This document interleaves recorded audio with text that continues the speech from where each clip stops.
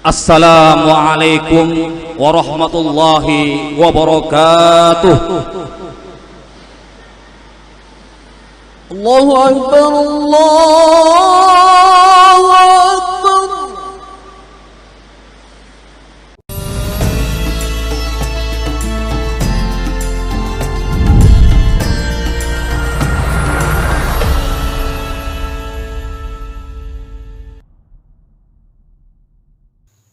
Assalamualaikum warahmatullahi wabarakatuh.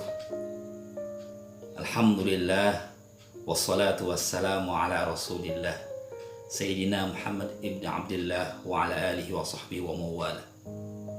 Sahabat-sahabat mudaku, adik-adik mahasiswa yang saya banggakan, dalam video ini saya akan mencoba untuk memberikan tutorial khutbah Jumat bagi khatib pemula. Tutorial ini saya tujukan bagi sahabat-sahabat muda yang ingin belajar menjadi khatib Jumat, terutama untuk mahasiswa yang nantinya terjun ke tengah masyarakat, baik nanti yang akan melaksanakan pengabdian masyarakat atau diminta masyarakat untuk mengisi khutbah.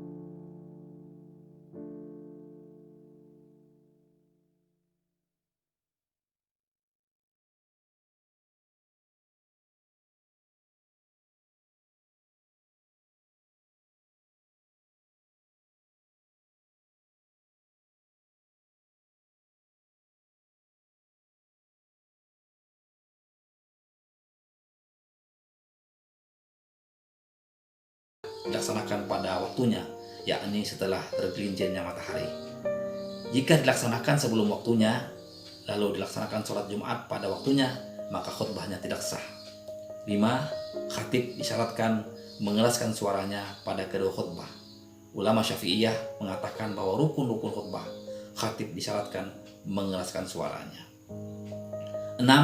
Antara khutbah dan sholat Jumat tidak boleh berselang waktu lama. Nah, dilihat dari syarat dan rukunnya, khutbah Jumat tidaklah sama dengan pidato-pidato lain. Oke, kita melangkah ke persiapan khutbah. Ada ungkapan, siapa yang naik mimbar tanpa persiapan, dia akan turun tanpa penghormat.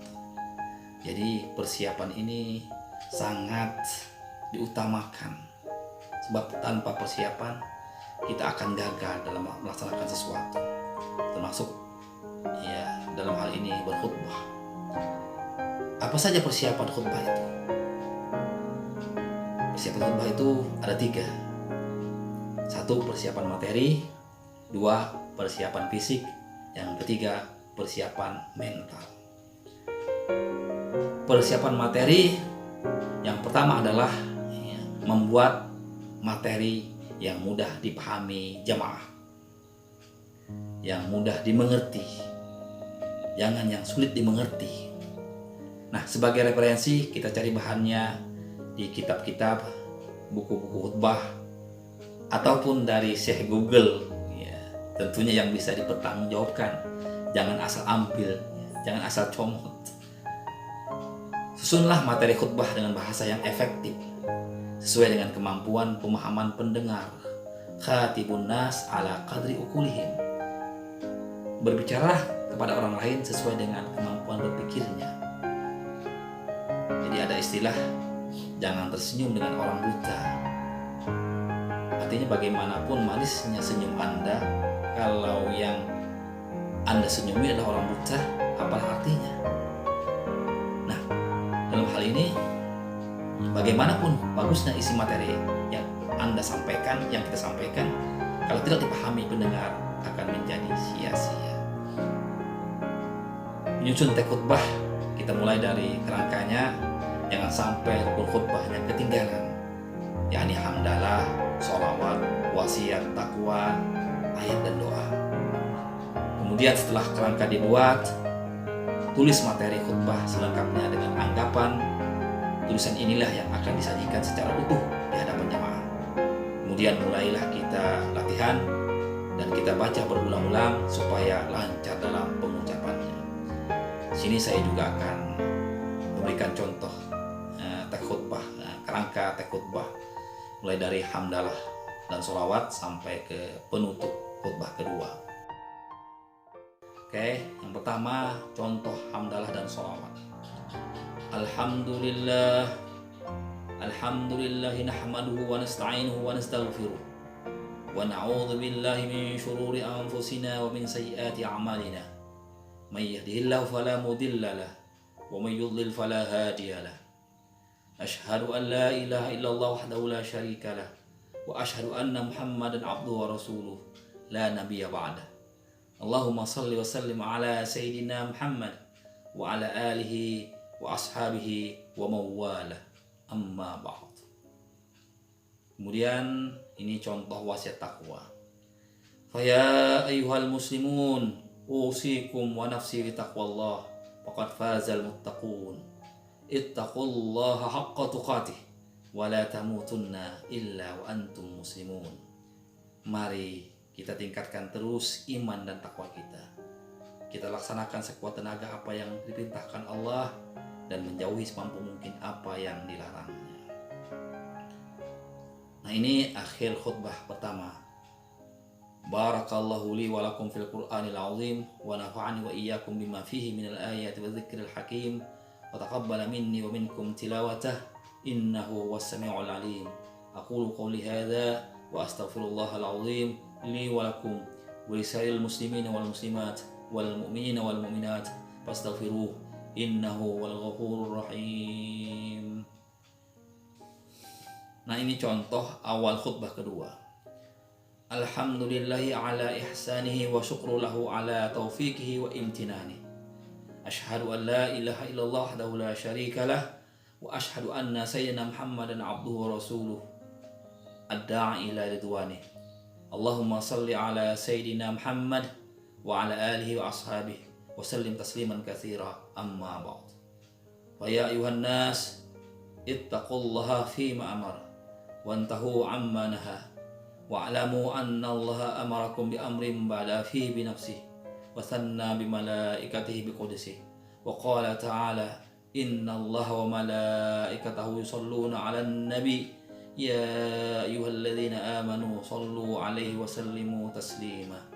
Allahumma salli wa sallim 'ala sayyidina Muhammad wa 'ala alihi wa ashabihi wa radallahu 'anil khulafa'ir rasyidin Abi Bakrin wa Umar wa Uthman wa Ali wa an bakati sahabati wa tabi'in wa وتابع التابعين لهم بإحسان إلى يوم الدين وارض عنا معهم برحمتك يا أرحم الراحمين. Ini contoh doa khutbah.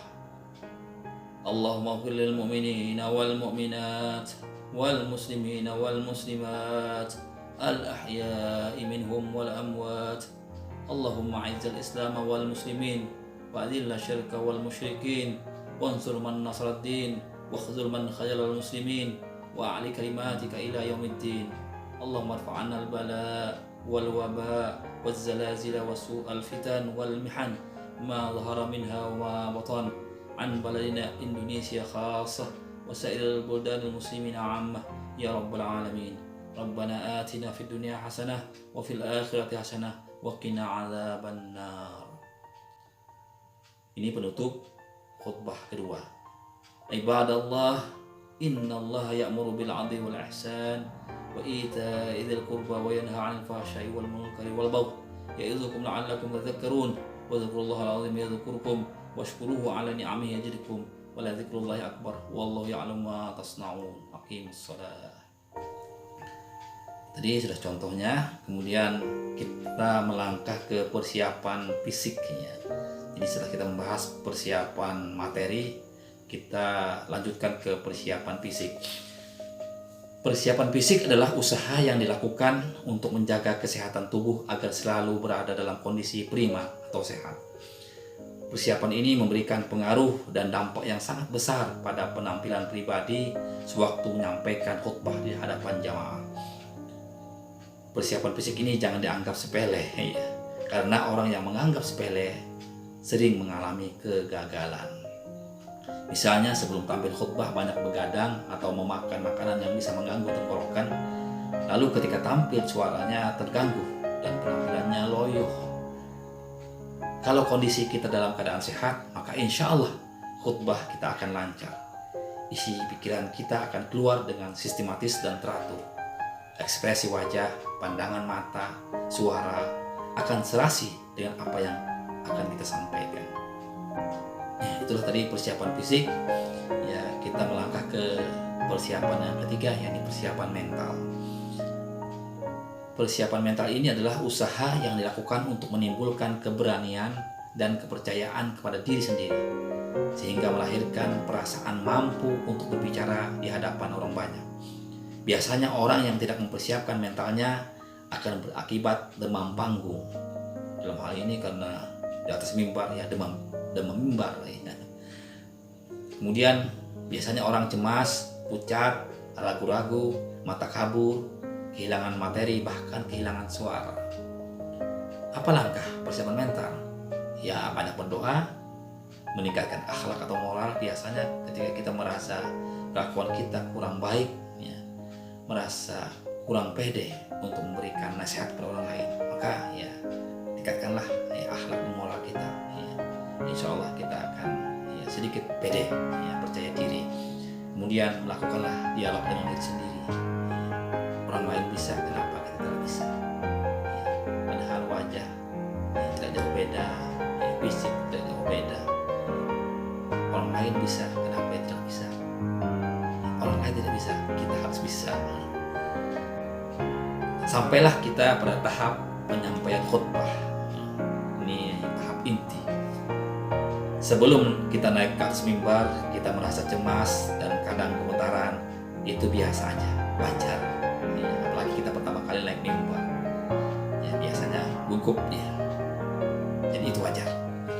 Hal ini sering juga dirasakan orang lain, seperti atlet sebelum bertanding, penyanyi sebelum naik panggung, dan lain sebagainya. Yang terpenting adalah kita sudah mempersiapkan segala sesuatunya, baik materi, fisik maupun mental. Selain itu, kita juga perlu menjaga penampilan, baik dilihat dari pakaian maupun sikap kita. Dari segi pakaian, kita harus bisa menyesuaikan kondisi dan situasinya. Misalnya, kebiasaan di daerah tertentu harus memakai gamis dan surban, maka kita harus menyesuaikannya. Dari segi sikap, kita harus menunjukkan sikap yang simpatik, yakni tenang, serius, dan sungguh-sungguh. Jangan sampai kita kelihatan ragu-ragu, takut, cemas, maupun sombong. Ya. Biasanya ada orang yang ketika gugup itu dia kelihatan cemas. Lalu ada orang yang ingin tidak kelihatan ragu-ragu, tidak kelihatan gugup, lalu berusaha untuk menyombongkan, ya, dengan wajahnya yang agak ditomakkan ke atas gitu. Padahal itu juga tidak baik, ya, itu lebay juga, ya. Jadi yang biasa aja, ya, usahakan ya, jangan kelihatan ragu, itu aja, ya. Jangan lebay. Dan perlu diingat, ya, teks khutbah jangan sampai ketinggalan. Dan tentunya yang kita bawa adalah teks khutbah Jumat, bukan kertas lain seperti catatan kuliah, ya, atau catatan kas masjid atau segetan. Ini sangat berbahaya. Nah, pada tahap penyampaian ini bagi pemula, tolong perhatikan kaidah-kaidah sebagai berikut. Melangkah pasti dan tenang ke mimbar tanpa memandangi pendengar. Kemudian naik ke mimbar, kalau ada tongkat, peganglah tongkat.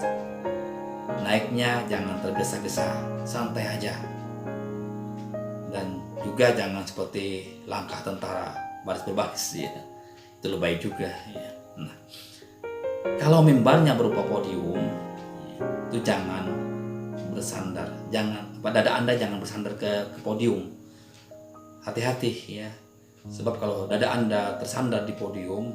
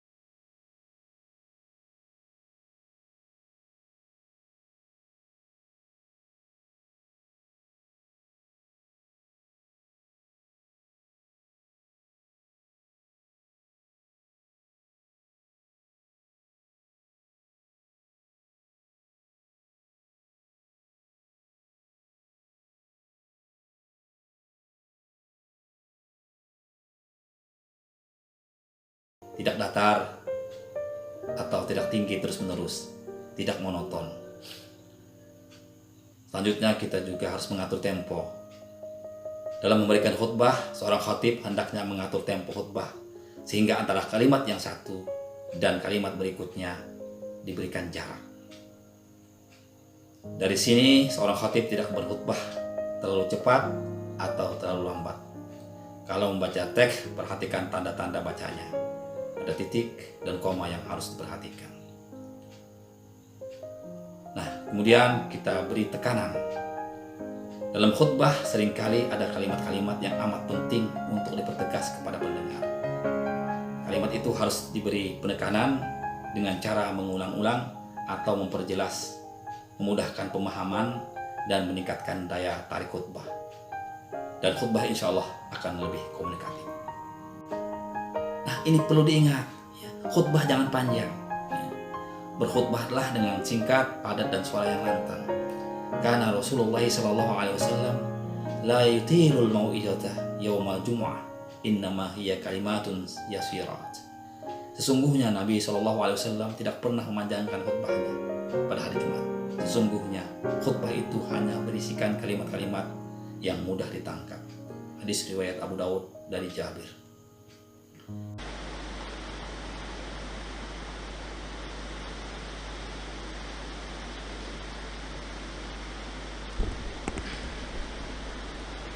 Assalamualaikum warahmatullahi wabarakatuh. Allahu Akbar, Allahu Akbar, Allahu Akbar, Allahu Akbar.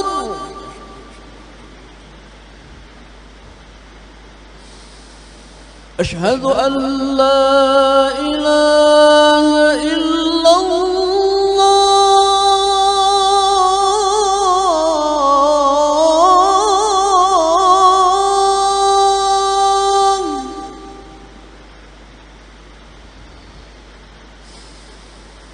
أشهد أن لا إله إلا الله.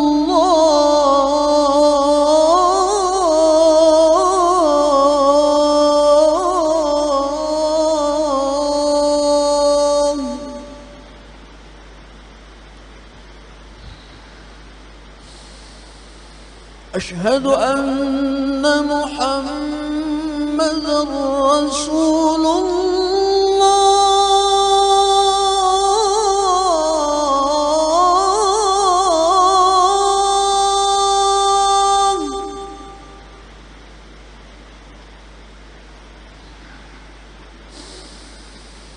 أشهد أن محمدا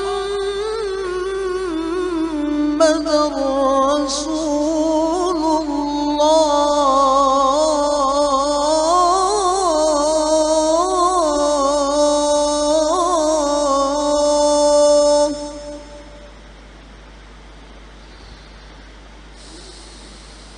حي على الصلاة.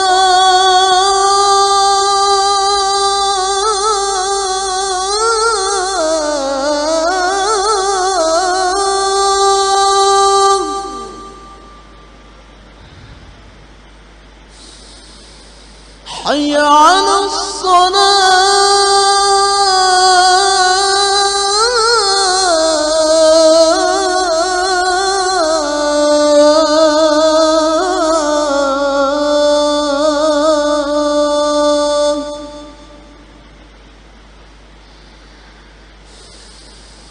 حي على الفلاح.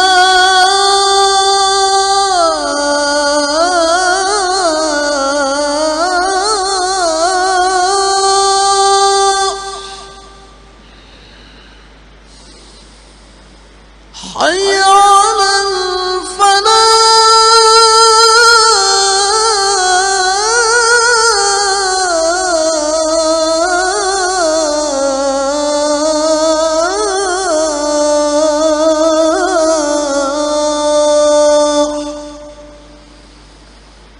الله أكبر، الله أكبر. لا إله إلا الله.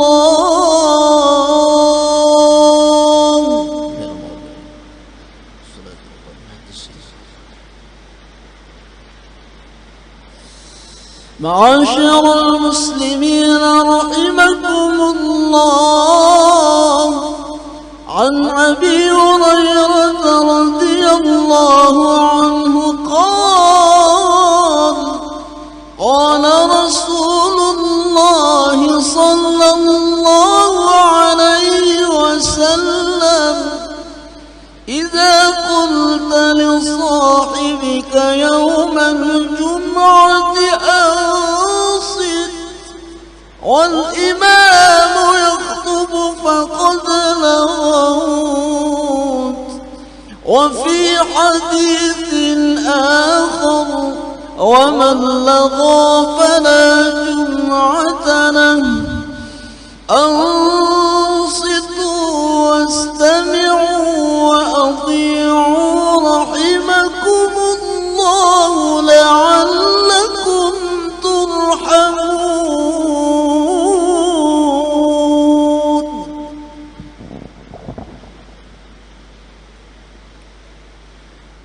Alhamdulillah, Alhamdulillah, nahmaduhu wa nasta'inuhu wa nastaghfiruh, wa na'udzu billahi min shururi anfusina wa min sayyiati a'malina.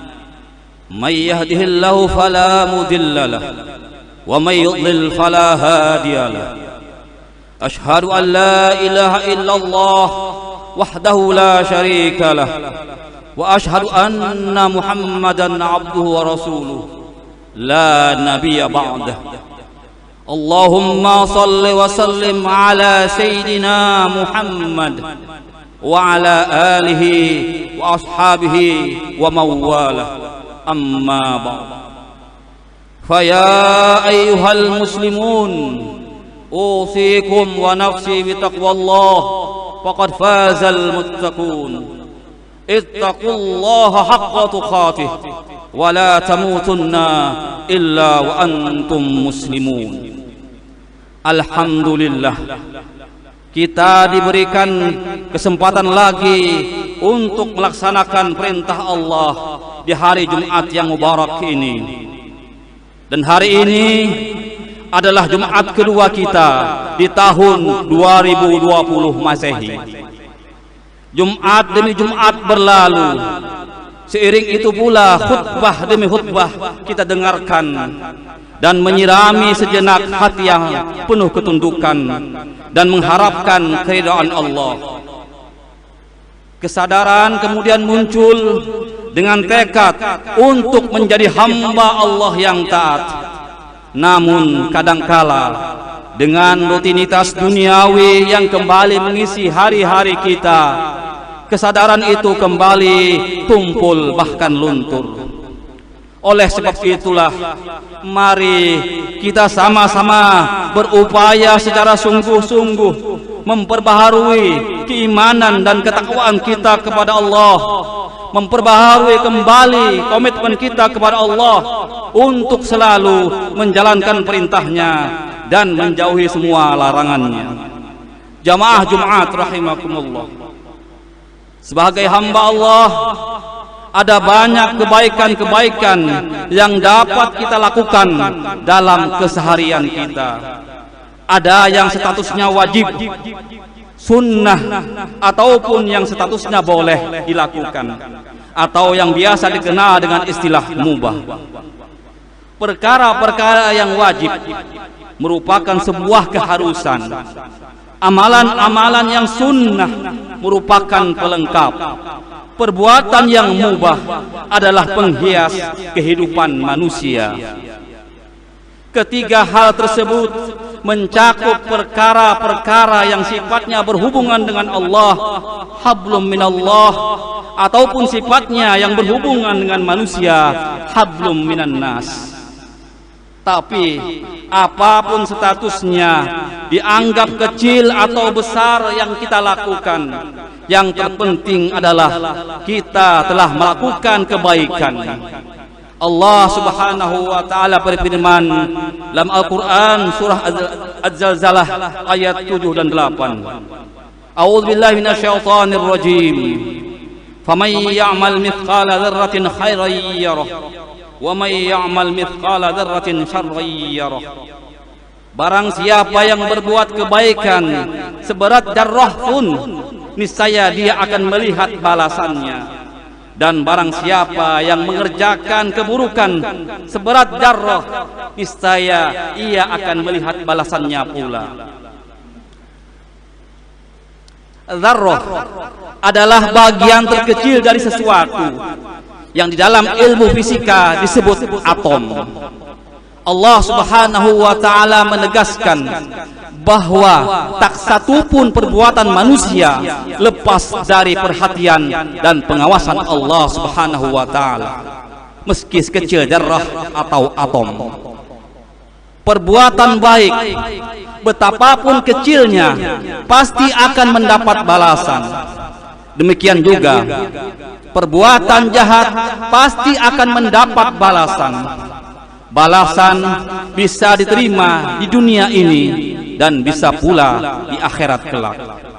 Bahkan tidak menutup kemungkinan ada balasan yang tidak hanya di dunia tetapi juga di akhirat.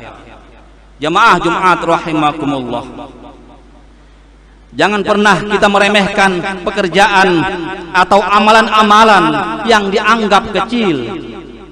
Jika kita menjumpai batu atau duri kecil di jalan yang bisa mengganggu jalannya orang lain, maka singkirkanlah ia. Barangkali itu menjadi penyebab dimudahkannya jalan kita menuju surga. Jika kita melihat seekor semut terpeleset dan jatuh di air, maka angkatlah dan tolonglah ia. Barangkali itu menjadi penyebab ampunan bagi kita di akhirat. Jika kita mempunyai anak ayam terpisah, jika kita menjumpai anak ayam terpisah dari induknya, maka ambil dan susulkan ia dengan induknya. Semoga itu menjadi penyebab Allah mengumpulkan diri kita dengan keluarga kita di surga kelak. Jika kita melihat orang tua membutuhkan tumpangan, maka antarkanlah ia. Barangkali itu menjadi sebab kelapangan rezeki kita di dunia. Jika kita bukanlah seorang yang menguasai banyak ilmu agama, maka ajarkanlah alif, ba, ta kepada anak-anak kita. Setidaknya ia menjadi amal jariah untuk kita yang tak akan terputus pahalanya meski kita berada di alam kubur. Jika kita tidak bisa berbuat kebaikan sama sekali, maka tahanlah tangan dan lisan kita, jangan sampai menyakiti orang lain. Setidaknya itu menjadi sedekah untuk diri kita. Jika kita tidak bisa berbuat kebaikan sama sekali, maka tahanlah tangan dan lisan kita, jangan sampai menyakiti orang lain. Setidaknya itu menjadi sedekah untuk diri kita. Sekali lagi, janganlah pernah meremehkan sekecil apapun kebaikan, karena bisa jadi seseorang itu masuk surga bukan hanya karena puasa sunnahnya, bukan hanya karena panjang sholat malamnya, tapi bisa jadi karena akhlak baiknya dan sabarnya ia ketika musibah datang melanda. Rasulullah sallallahu alaihi wasallam pernah bersabda, la tahqiranna minal ma'rufi syai'an walau an talqa akhaka biwajhin talqin.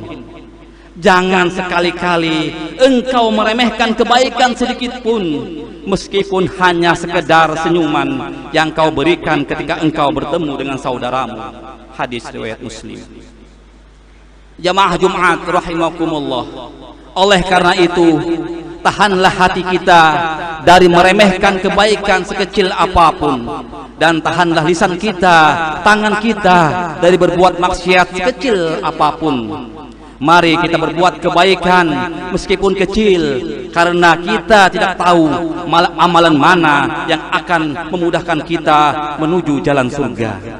Semoga Allah Subhanahu wa ta'ala mencurahkan rahmat dan kasih sayangnya kepada kita, mengaruniakan kita kemuliaan akhlak, dan mengangkat derajat kita menjadi hamba-hamba yang mulia. Amin, amin, amin ya rabbal alamin.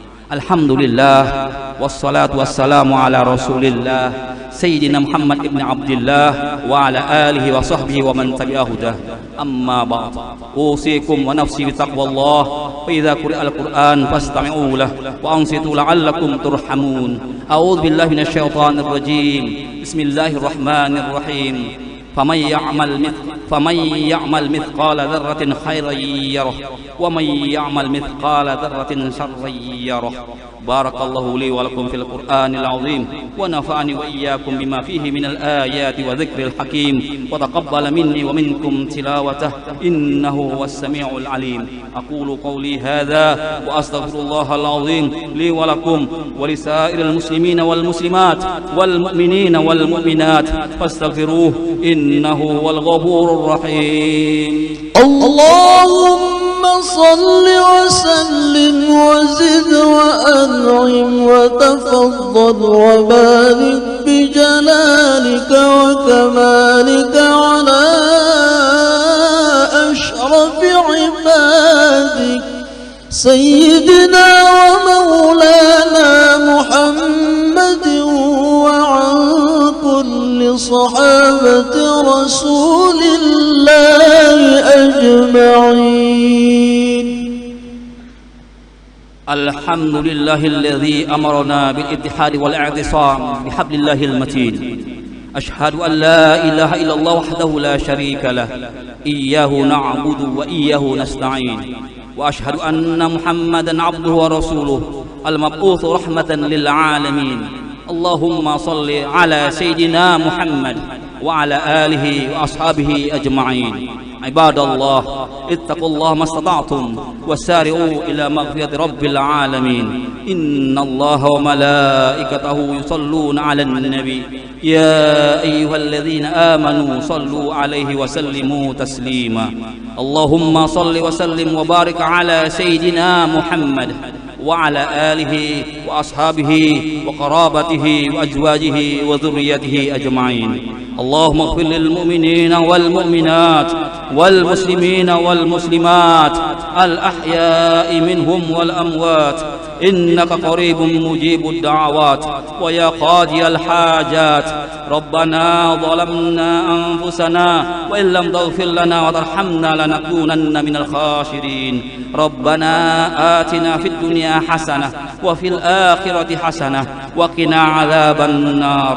عباد الله، إن الله يأمر بالعدل والإحسان وإيتاء ذي القربى وينهى عن الفحشاء والمنكر والبغي يعظكم لعلكم تذكرون. فاذكروا الله العظيم يذكركم وادعوه يستجب لكم ولذكر الله أكبر والله يعلم ما تصنعون.